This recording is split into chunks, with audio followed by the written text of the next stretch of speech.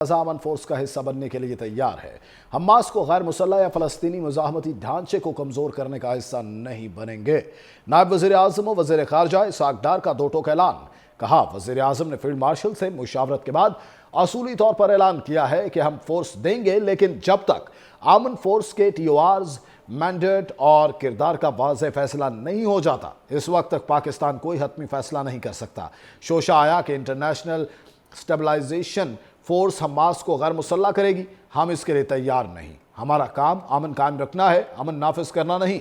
अफगानिस्तान के साथ ताल्लुकात के मुताल्लिक सवाल पर इसहाक डार बोले, ये उनकी खाम ख्याली है कि चीज़ें ठीक नहीं हो सकती। अगर हम इंडिया को सबक सिखा सकते हैं तो ये कोई मसला नहीं, हम फौजी एक्शन कर सकते हैं, लेकिन ये भी ठीक नहीं कि भाई के घर में घुसकर मारें और उन अनासिर को निकालें। अक़वाम मुत्तहिदा की दरखास्त पर अफगान अवाम के लिए खाने पीने की चीज़ें और इंसानी इमदाद भेजने का फैसला आज कर लेंगे।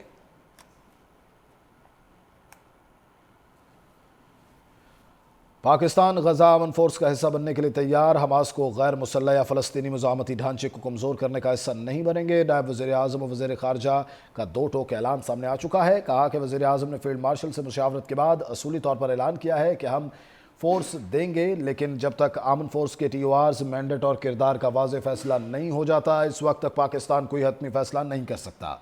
शोशा आया कि इंटरनेशनल स्टेबलाइजेशन फोर्स हमास को गैर मुसल्लह करेगी। हम इसके लिए तैयार नहीं हैं। हमारा काम अमन कायम रखना है, अमन नाफिज करना नहीं। अफगानिस्तान के साथ ताल्लुकात के मुताल्लिक सवाल पर इसहाक डार बोले, ये उनकी खाम ख्याली है कि चीज़ें ठीक नहीं हो सकती। अगर हम इंडिया को सबक सिखा सकते हैं तो ये कोई मसला नहीं, हम फौजी एक्शन कर सकते हैं, लेकिन ये भी ठीक नहीं कि भाई के घर में घुसकर मारें और उन अनासिर को निकालें।